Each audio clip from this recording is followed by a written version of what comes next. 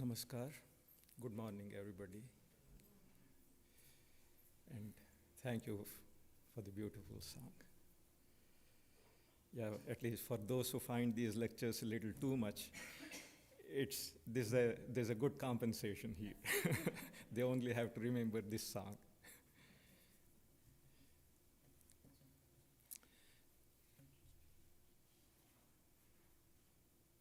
Today we continue with the topic of working our way to freedom.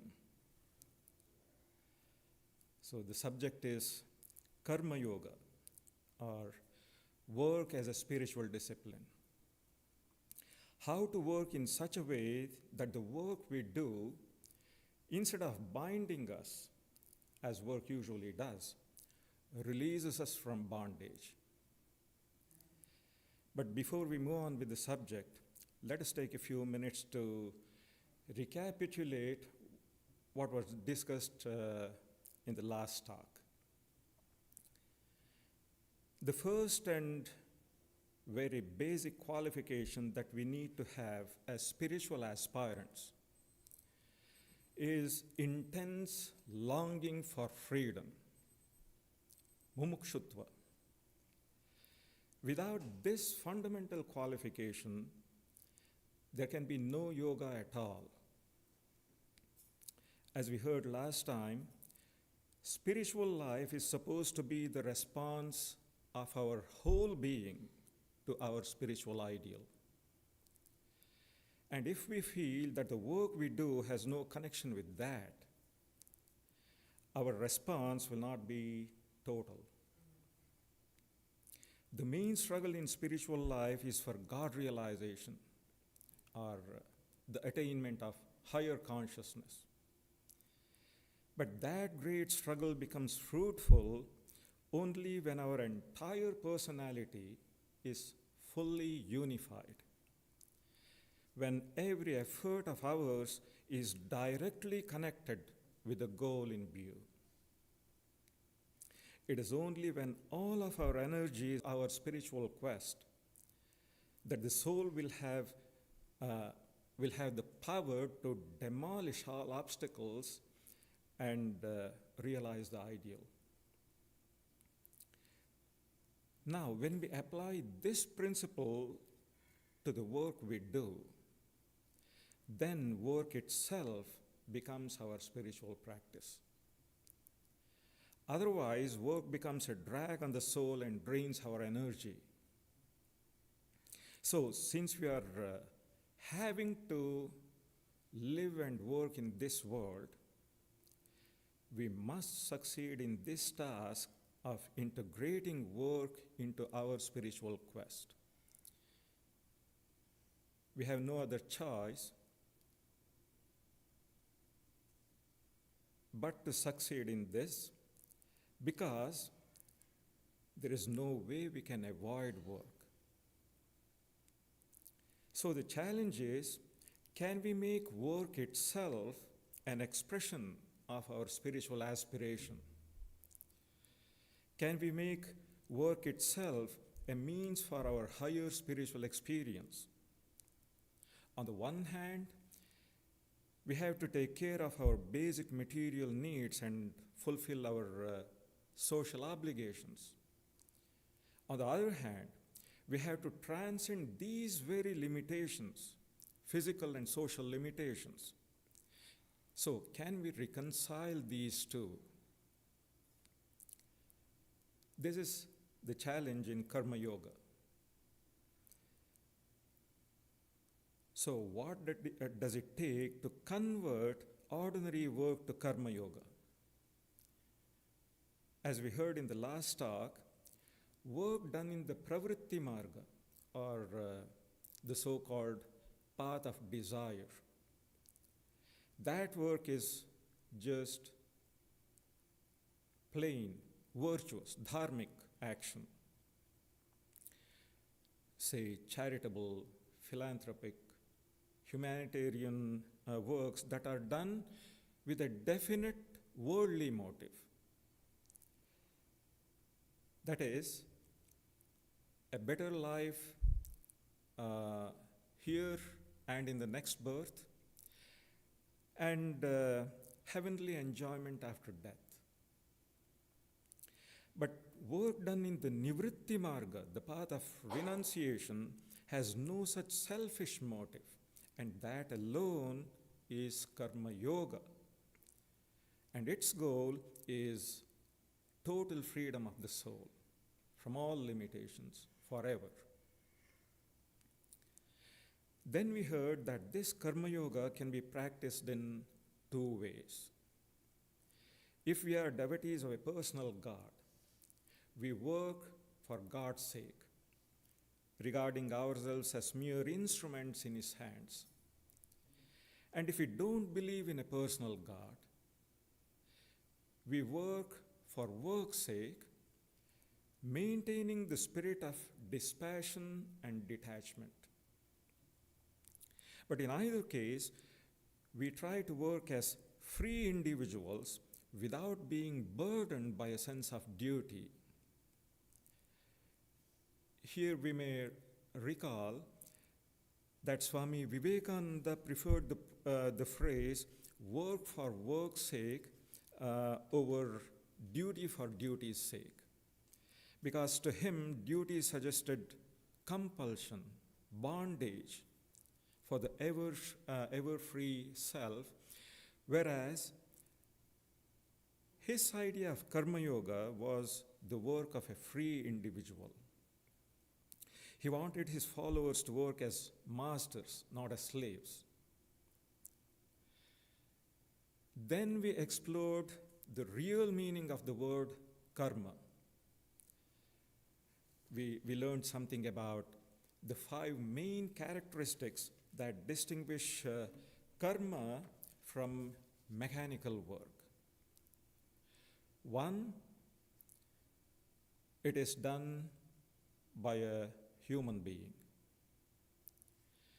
2, that human being is conscious of his or her doership. 3, the doer always acts with a motive, which in the final analysis is enjoyment. 4, all actions of such a conscious doer are subject to certain universal moral laws, the law of karma. And 5, every such action produces a result that comes back to the doer. So this is karma. And Karma Yoga is the spiritual discipline that negatives these factors and breaks those bonds. Then came the question, what is spiritual discipline? Basically, spiritual discipline is the struggle for higher spiritual consciousness. So, if we want to know how Karma Yoga can be a spiritual discipline, then we have to know the connection between work and consciousness. Work is activity. Work is a movement of life. But life and consciousness are not the same. According to Vedanta, life belongs to Prakriti and consciousness belongs only to the Atman. Somehow, this pure consciousness appears to have become involved in life, and that is what we call bondage. And their separation is liberation. Advaita Vedanta speaks of two types of self. The pure witnessing self, which is called the Sakshi, and the empirical or experiencing self that is called Karta or Bhokta. The pure self is actionless, changeless, ever free. But when it is limited by the intellect, what is technically called buddhi in Advaita Vedanta parlance, when it is limited by the buddhi, it appears as the empirical self and thinks itself the doer, karta, or karta of action, or the experiencer, bhokta of the results of those actions. So bondage applies only to this empirical self. And the limiting factor of buddhi, this buddhi is said to have the attribute of willing, what is called ichcha. Strictly speaking, it is only this will that is bound. Behind every action we will see that there is this will that supports it. This will, in its true nature, is also pure and free, but it becomes enslaved by desires. So most of our actions are prompted by this impure, enslaved will. Now, what exactly are these desires? We heard that desires are the sprouting of the samskaras, latent impressions of past experiences. Every action and experience produce two kinds of effect: a cosmic effect and an individual effect. The cosmic effect returns to me after some time as the karma phala, and that is what determines my present conditions.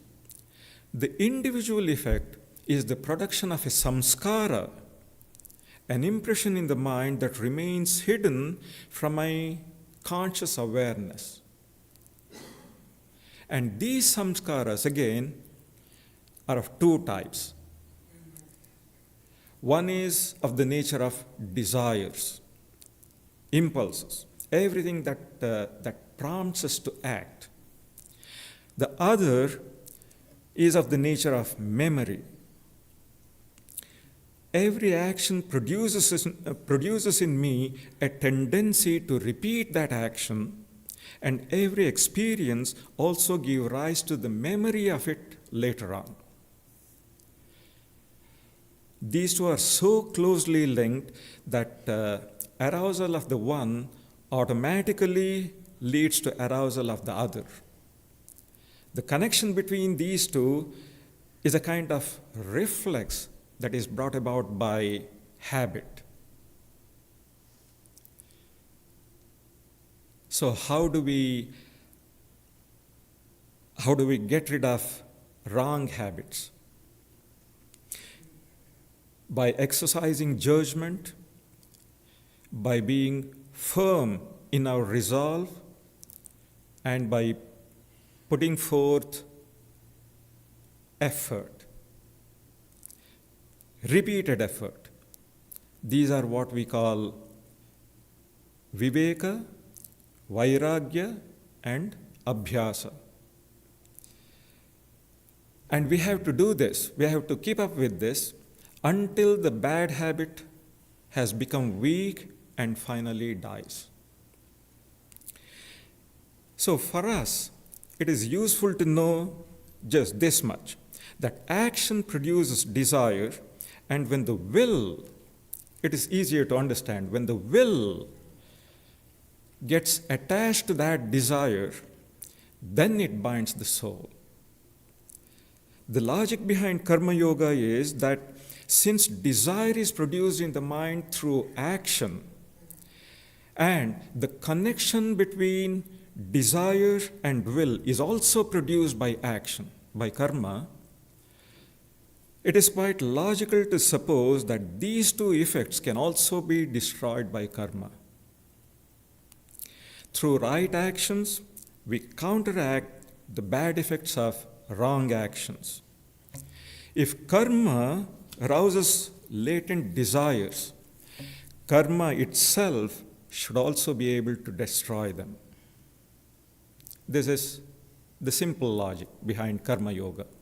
And we had come up to this point in our last talk.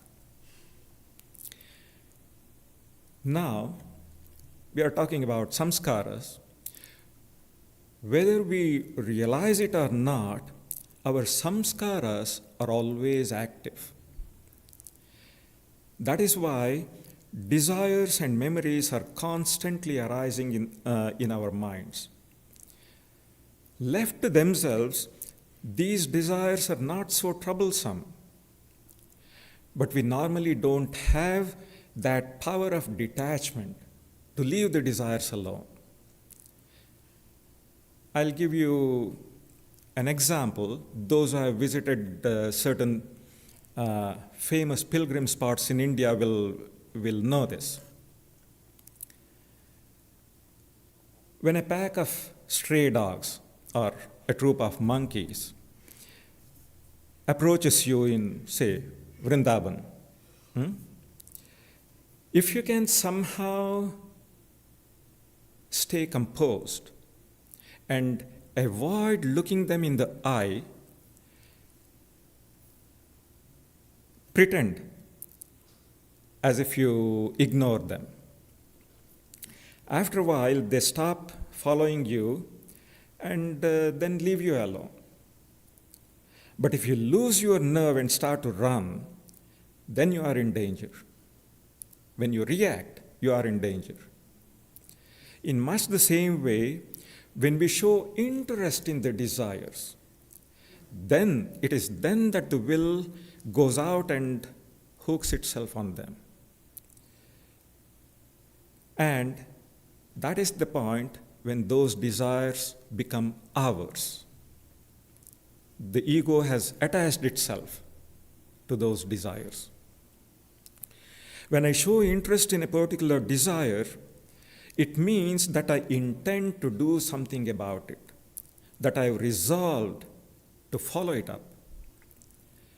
This intention or resolve is called sankalpa in Sanskrit. At this stage, when the desires get connected with the soul in this way, they become charged with consciousness. That is when they become living, and from that point, they start haunting us. But if I'm able to restrain the will, let us say just restrain the mind, withdraw the mind through detachment, the desires eventually get deflated and become lifeless. Then, after remaining in the field of consciousness for a while, they just disappear. So, if we can develop this power of detachment, we will be able to see, just as observers, desires arising and disappearing in the mind without giving us any trouble. After all, what does detachment mean? Detachment is freedom from desires. That is all, in essence. True, we won't be able to destroy desires completely right in the beginning. That only the light of spiritual illumination, jnanagni, the fire of knowledge, only that can destroy the very seeds of desire. But for us beginners, it is enough, and this is important, it is enough to see that our desires don't find physical expression. That way, if we don't give physical expression to our desires, by and by, we will gain the strength to reduce them to their latent seed state. As and when desires arise, the mind has to be freed from them. How? It's the same old answer, abhyasa and vairagya. Practice and detachment. There is no other there is no shortcut to this. So this is actually freedom from desire. This itself, they say, is one of the first freedoms that a spiritual aspirant, particularly a karma yogi, starts to enjoy. But what happens when the karma yogi achieves this first freedom from desire, when he is able to restrain his mind? This is something very interesting. Let us remember that we are spiritual aspirants, and our basic qualification is that we want to break free from bondage, that we want to break free from our attachments. So what happens? That longing for freedom is what characterizes us. So what happens when we have lost all interest in the objects of desire outside?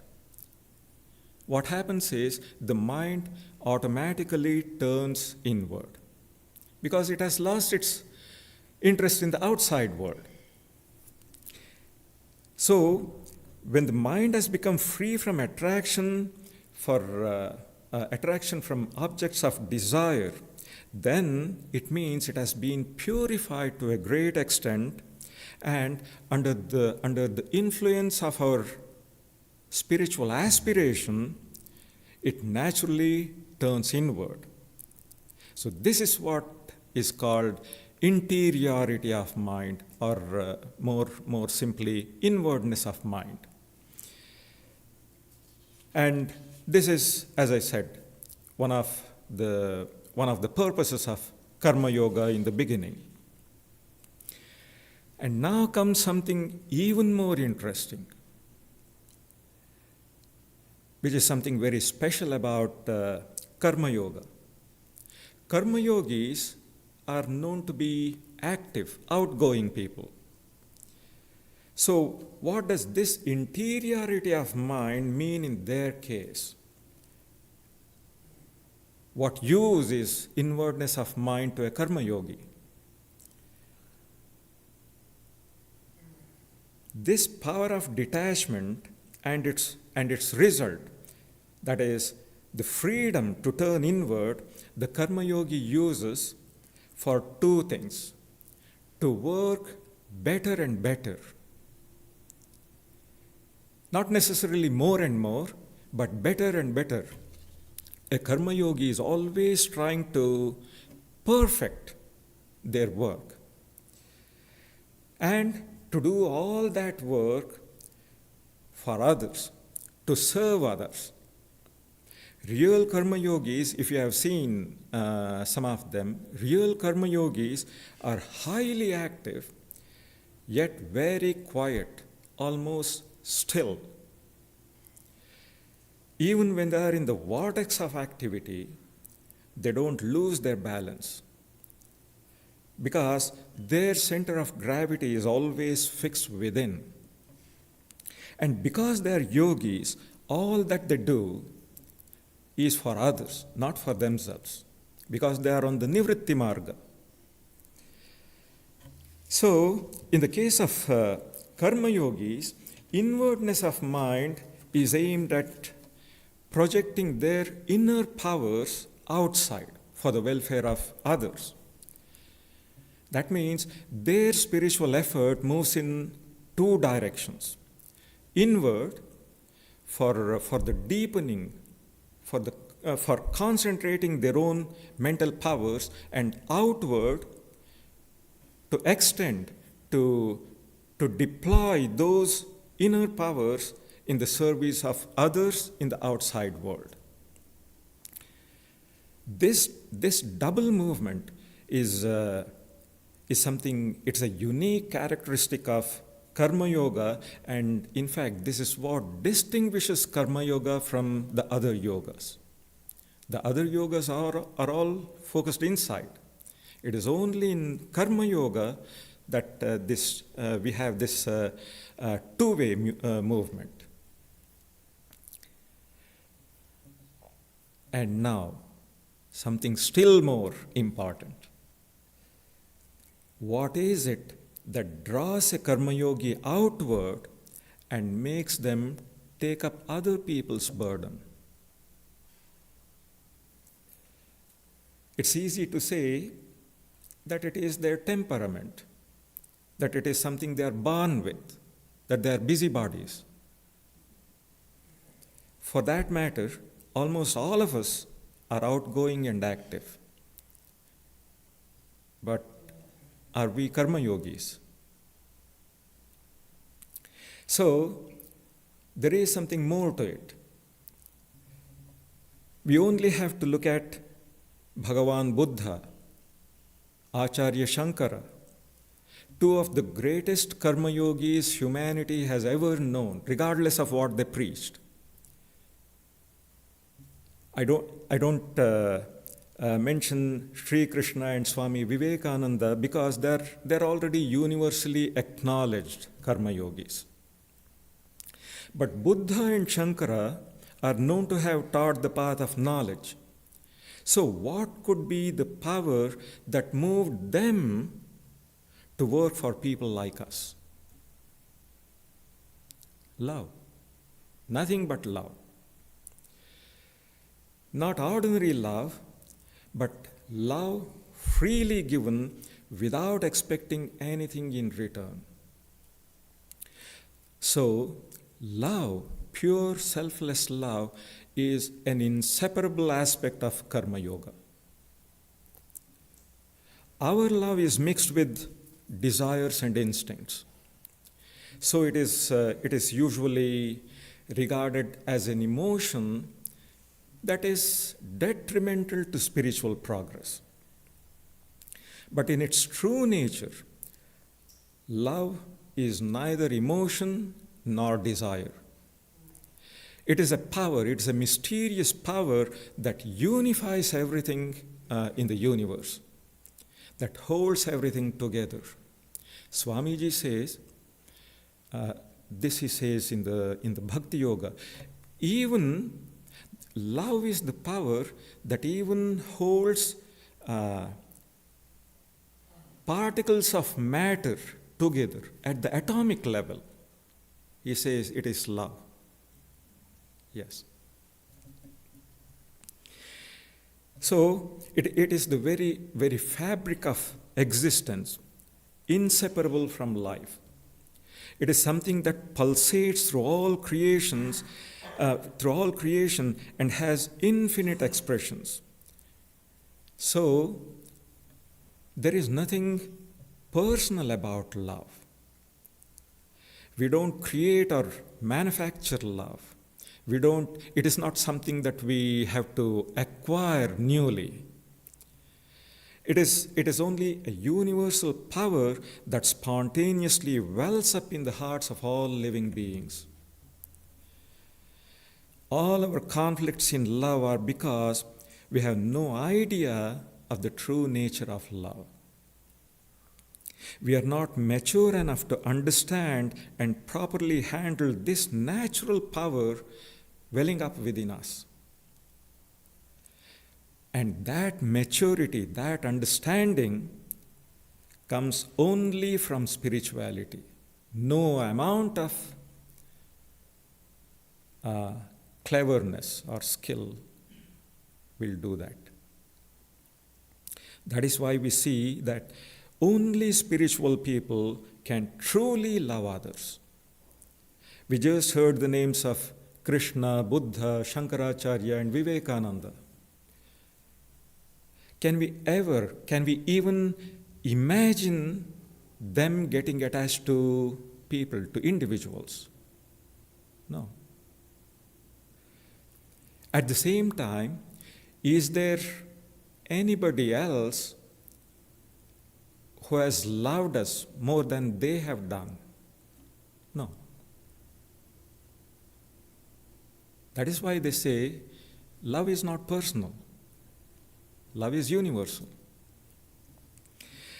For a karma yogi, love is a manifestation of existence itself. All life is one, and love is an expression of this unity of life. So what a karma yogi aims at doing is harmonize whatever they do in tune with that universal love pulsating throughout the entire creation. As I said, a karma yogi works and we too work. The difference lies in how we go about this power called, how we go about with this power called love. In our case, our ego and all its negative emotions like anger, hatred, pride, jealousy, these things obstruct the flow of love. In the karma yogi, love flows in an unobstructed stream. Because of our fears, because of our anxieties, we actually withhold whatever little love we possess from flowing out. And when love is unable to flow freely, then it stagnates and creates a cesspool inside. That is why love so often becomes a source of conflict and pain. But such a thing doesn't happen in a karma yogi's case. Their love flows freely and so remains always fresh and pure.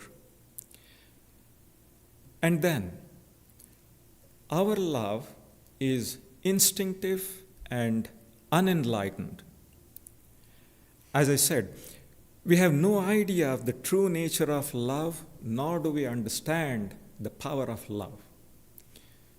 We are actually powerless victims of this strong emotion that we think is love. If you read these two lectures on Maya in Swamiji's Jnana Yoga, there's a very colorful description of this love that Swamiji gives in those in a few paragraphs. You remember this long passage where there are several successive paragraphs ending with this emphatic line, and this is Maya, and this is Maya. Do you remember it? It is beautiful. There, if you read that chapter, we will know that we are actually powerless victims of some strong emotion that we think is love. On the contrary, a true karma yogi is fully conscious of the power of love, and he is the master of love, of this quality of love. From karma yogis, love flows out abundantly, but it is also regulated in a very intelligent way. They never bind others to themselves, but always help everybody along their own paths to the goal. This is one big difference. We are possessive about our objects of love, but the great ones are exact opposite. So, to sum this portion up, the inwardness of mind through detached work and the mature, unselfish love directed towards the welfare of others. These are two very important characteristics of karma yoga. Please keep this in mind. Superficially seen, karma yoga is a spiritual discipline where work is done with detachment and selflessness, with the ultimate purpose of liberation of the soul. This we all know. But this seemingly simple discipline is based on certain fundamental principles that are universally valid, that apply at all levels of existence. In the Bhagavad Gita, Krishna says, "No one can remain even for an instant without doing work. Driven by the gunas born of Prakriti, everyone is made to act in spite of themselves." Yes, as some of you wanted the Sanskrit. It says, "Nahi kaschit kshanamapi jatu tishtatya karma krit. Karyate hyavashah karma sarva prakriti jair gunaihi." No one can remain even for an instant without doing work. Driven by the gunas born of Prakriti, everyone is made to act in spite of themselves. So, everything in the universe is constantly moving. Even when I think I am moving my limbs, what actually is happening is that the energy of the sun that is conserved in my body is being converted into movement. That is what is happening. This is the scientific explanation of it.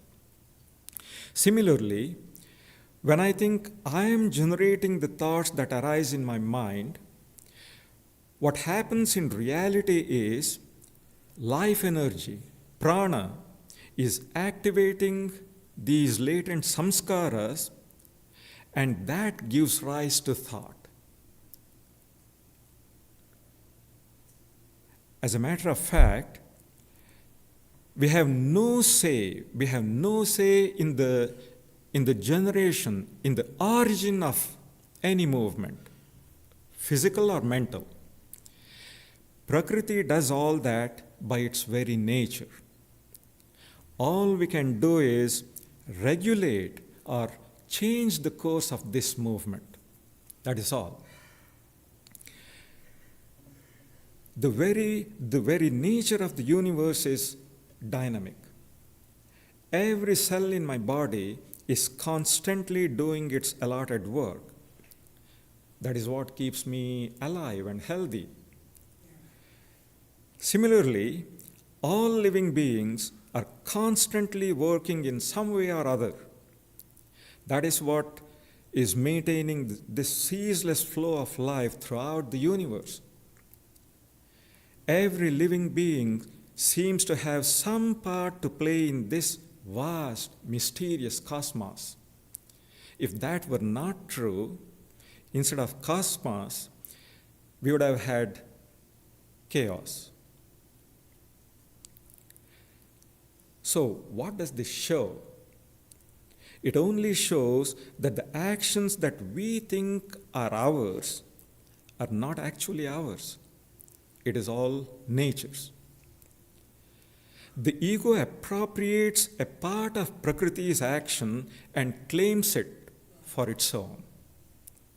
It is the ego's desperate attempt to retain things which really belong to the universal stream of life.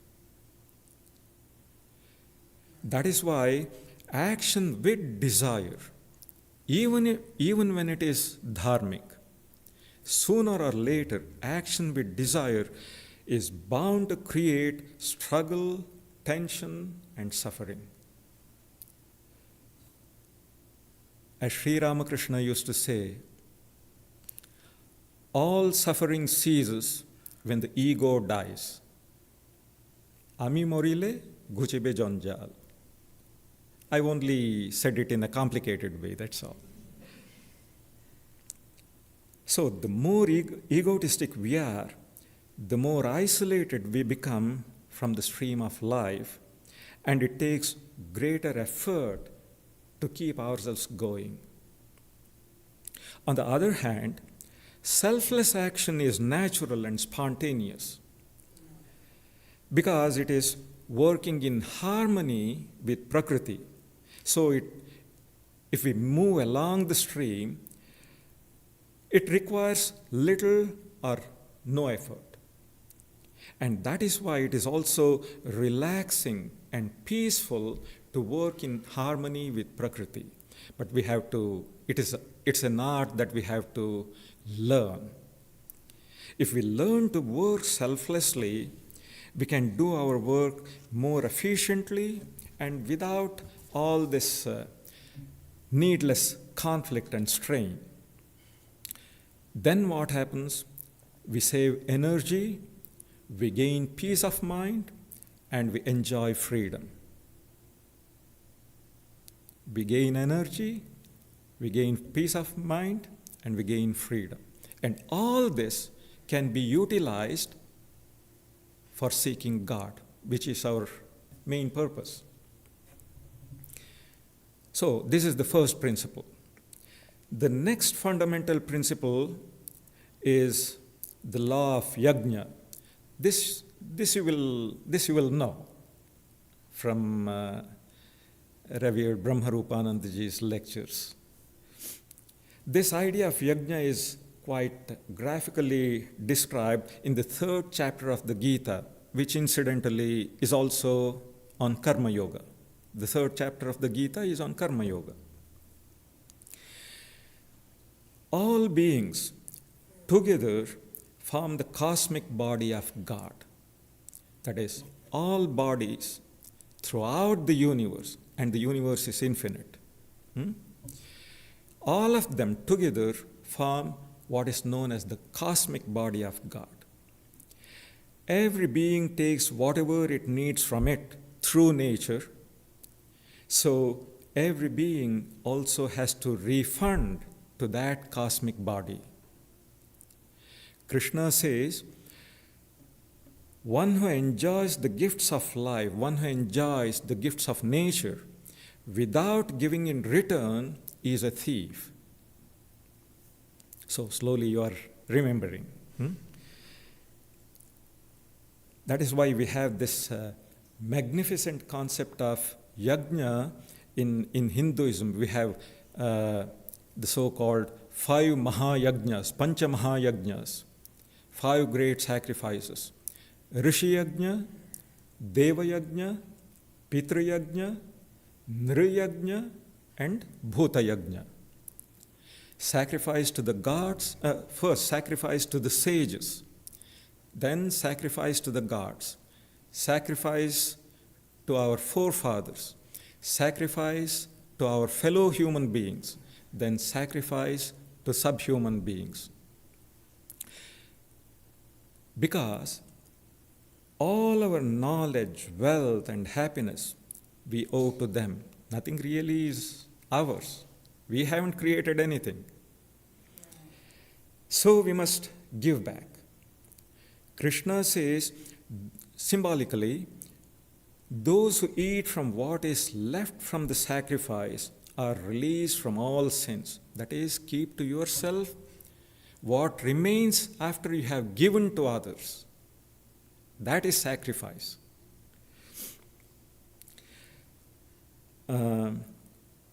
Those who eat from what is left from the sacrifice are released from all sins, but those who only eat for themselves only eat sin. Not only that,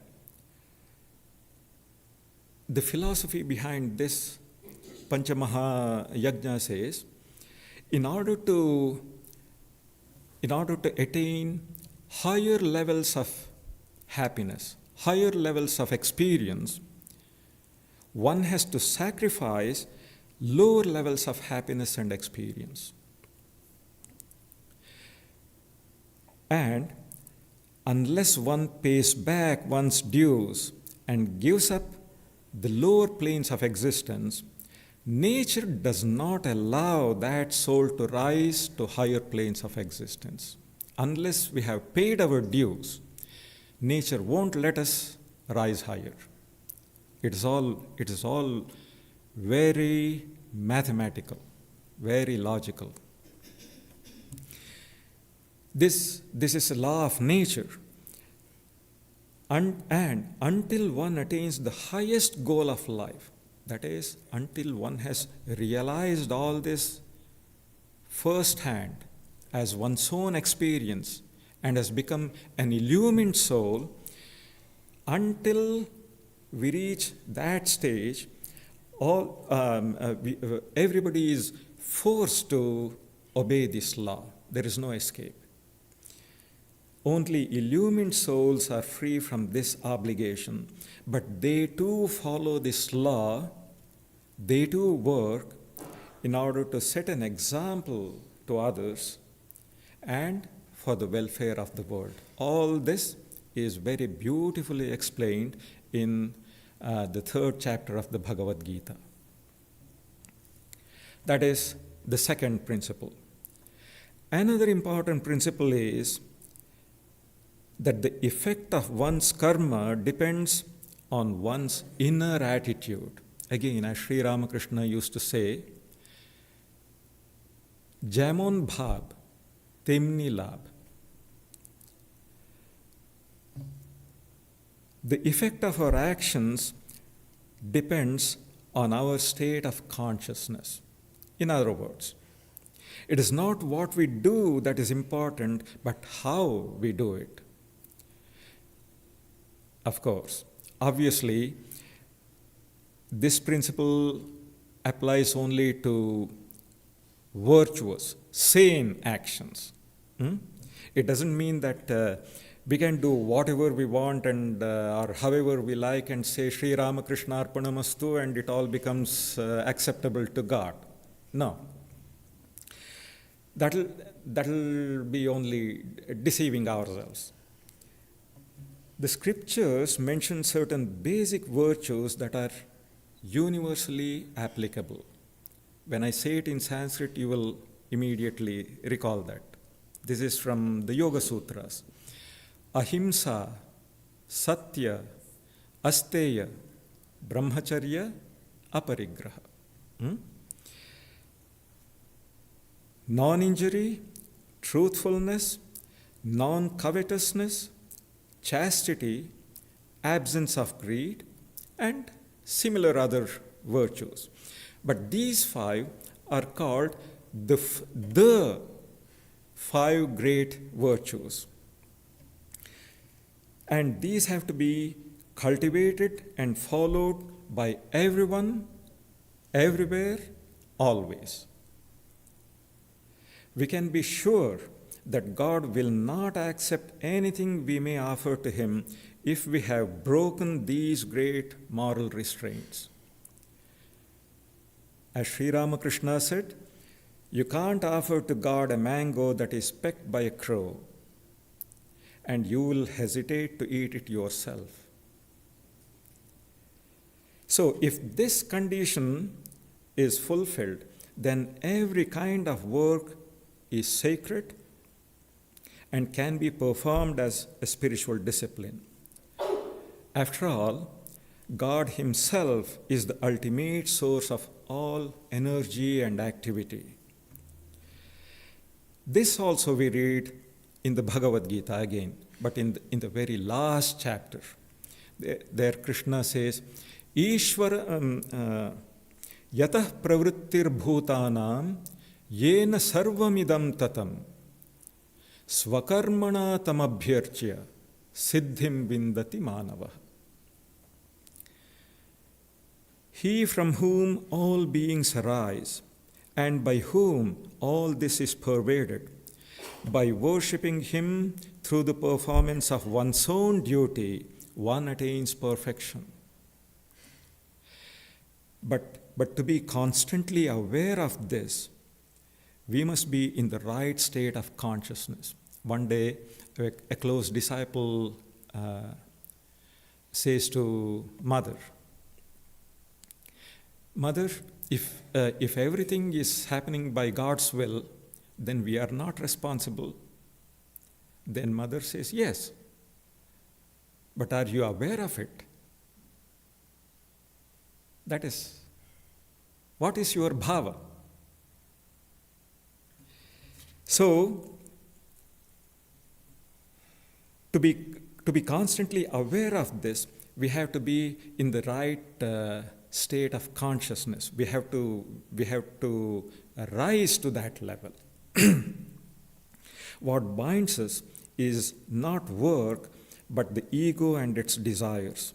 So whatever work we do must be done with an alert mind and with full awareness.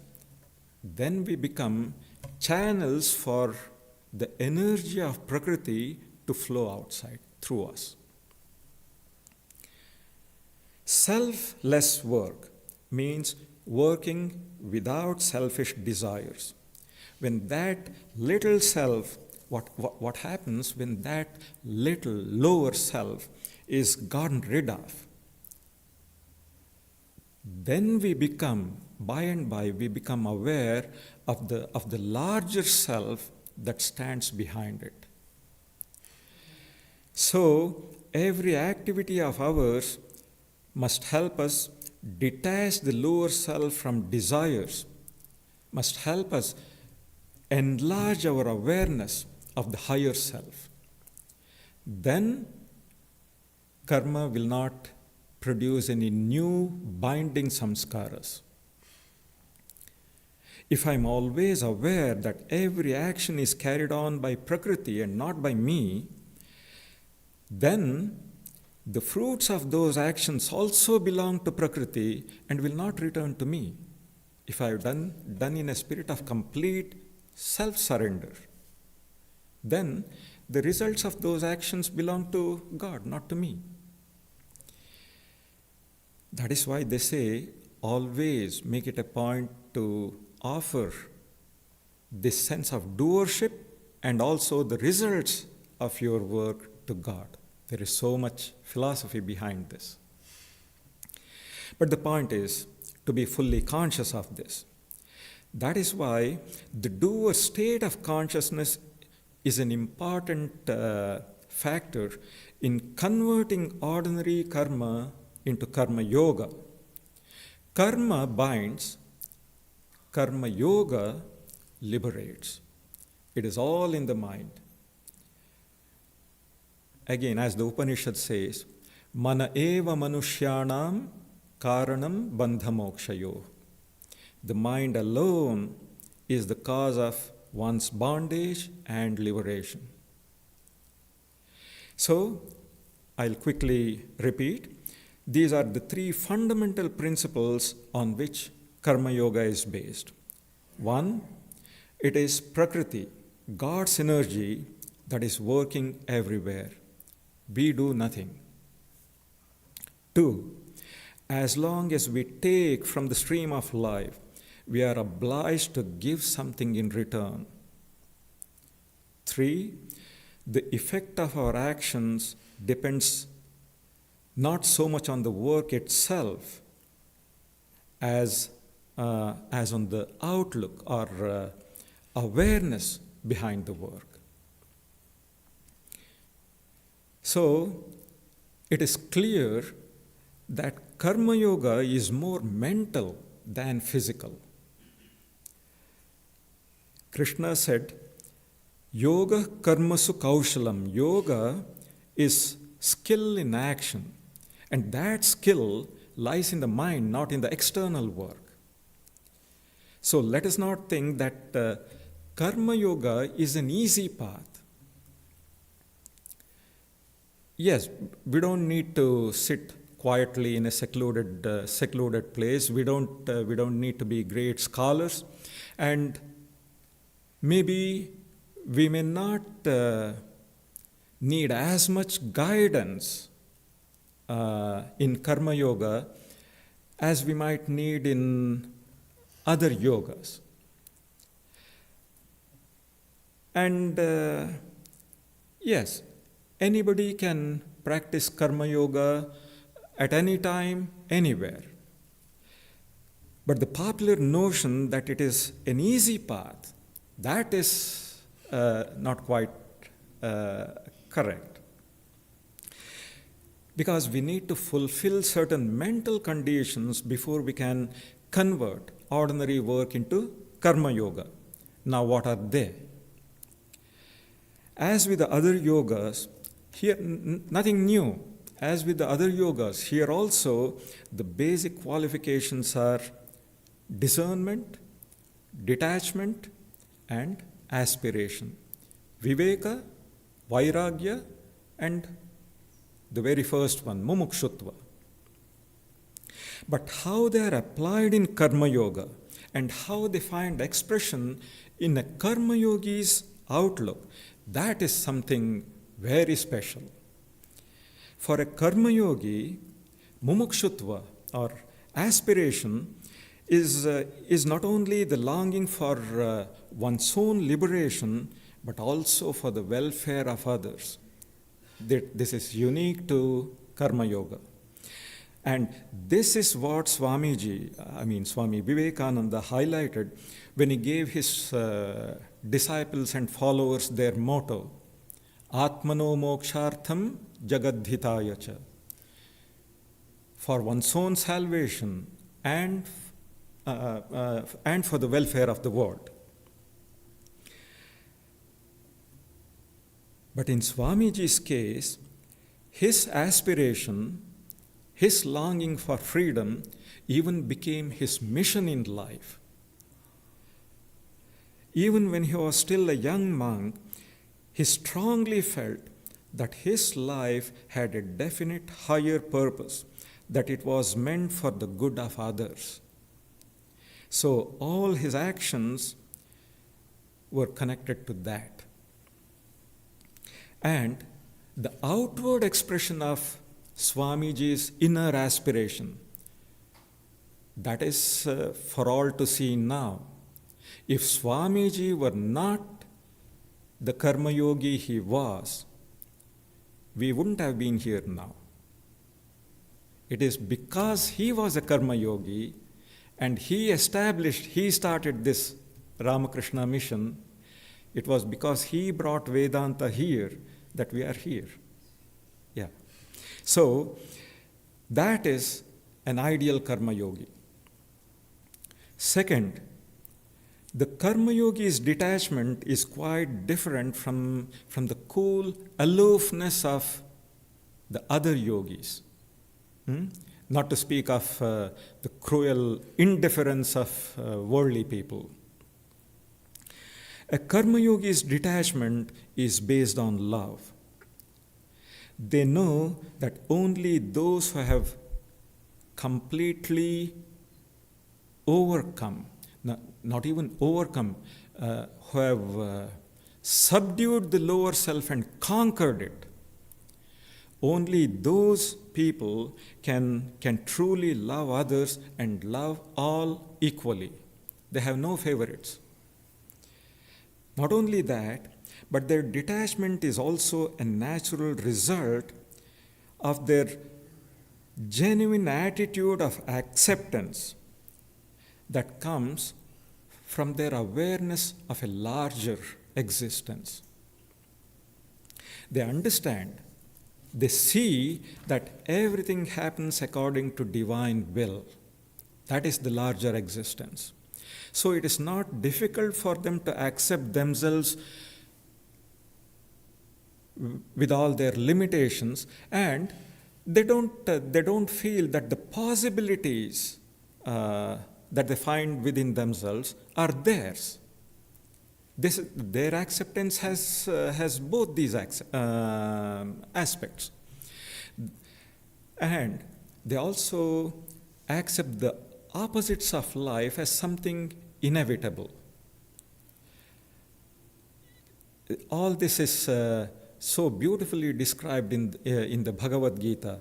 Success, failure, gain, loss, praise, blame, fortune, misfortune, joy, sorrow, love, hate, good, evil. They accept all this as part of the game. It is because the Karma Yogi's detachment is based on this kind of acceptance that they are able to keep working for others unfazed by opposition or obstacles. How much criticism, how much ridicule, even persecution Swamiji had to face, but that didn't stop him from working for those very people who meant him ill. Thirdly, the Karma Yogis practice discernment. The Karma Yogis' practice of Viveka, discernment, is not just between the eternal and the evanescent. Not just Nitya Nitya Vastu Viveka. They also practice Yukta Yukta Viveka. What is right and what is not right. Karya Karya Viveka, what ought to be done, what ought to be avoided. Because they're practical people. And as such, they discriminate between what ought to be done and what ought not to be done. They think about the how, why, what, where, when of a matter before acting. There is so much maturity, so much wisdom behind their judgments. You may remember that this was one of the great practical lessons that Sri Ramakrishna taught his young wife Sarada. The lesson was to suit her conduct according to place, time, and person. Jokhon jemon, tokhon temon. Jekhane jemon, shekhane temon. Jake jemon, take temon. To adapt oneself to one's situation, and what an ideal karma yogi mother turned out to be. Anyhow, now let us bring our discussion to a close. I'll very quickly summarize.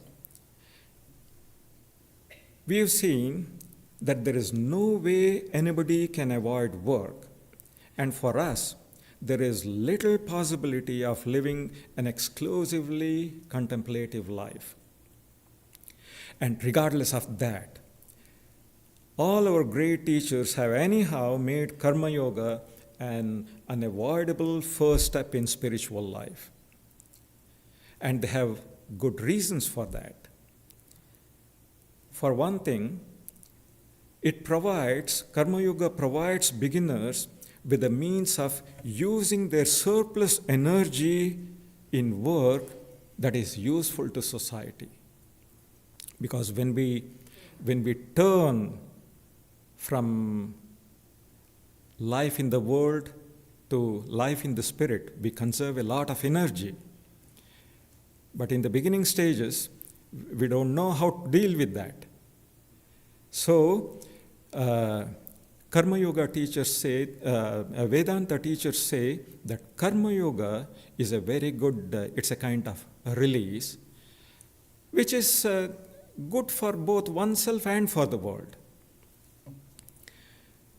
And if beginners don't have such a means of exhausting their extra rajas, it is very likely to find expression in undesirable forms. And if it is expressed in selfish actions, well, that would be the very antithesis of spirituality. That is one thing.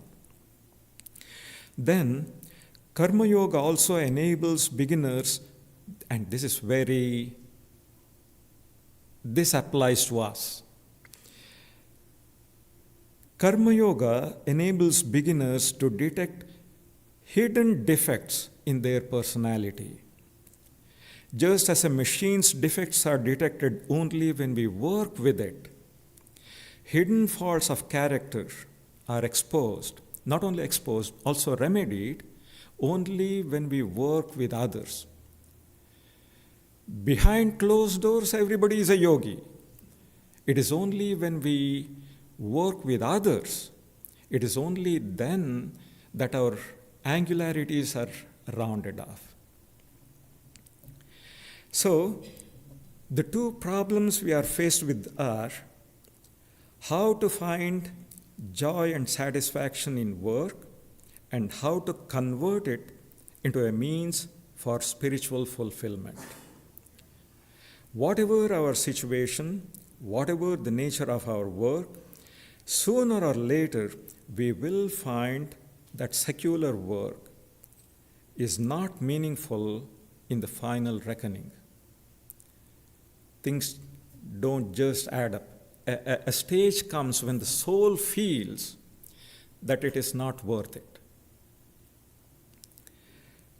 Unless we give our work a spiritual orientation.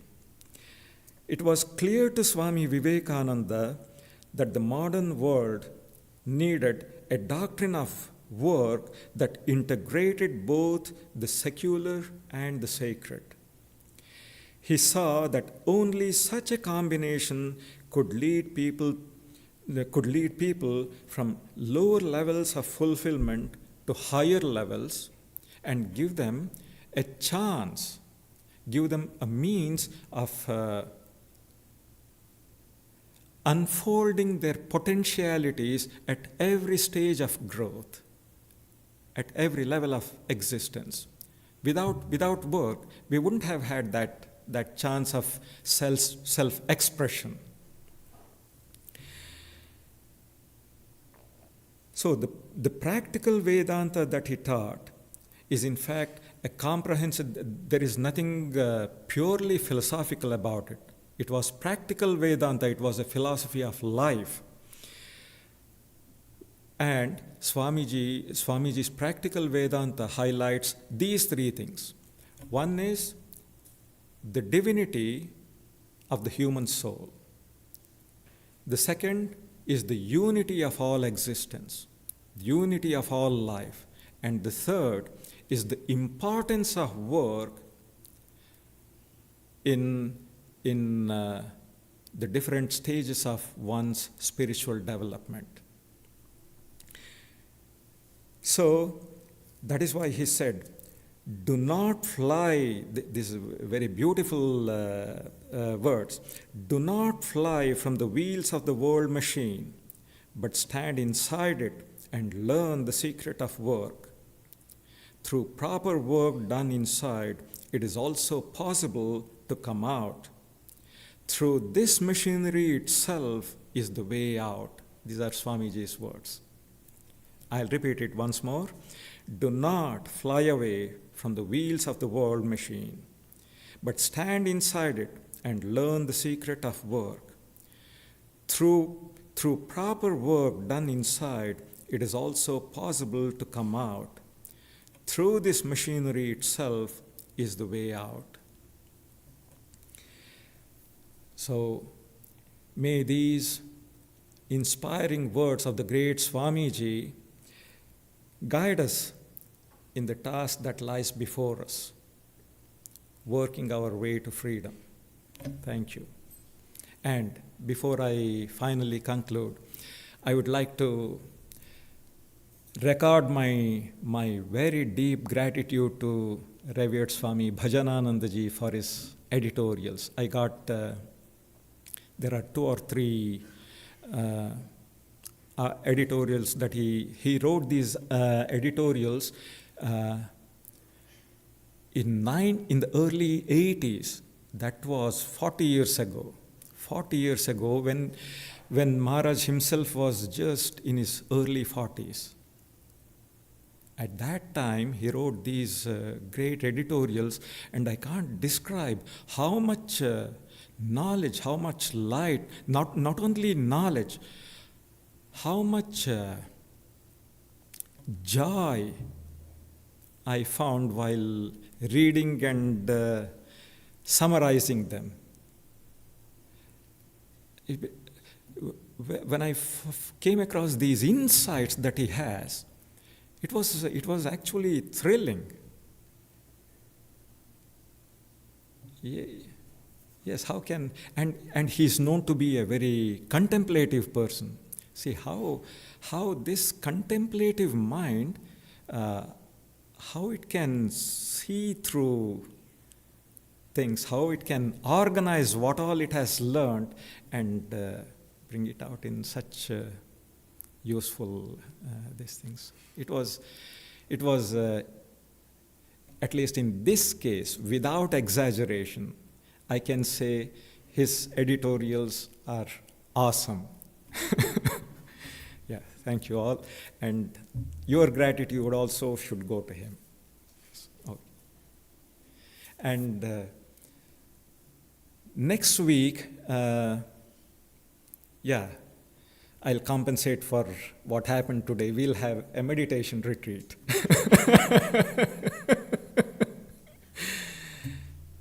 And now please, we have nice food. Please join us for some refreshments in the basement. Thank you all for coming.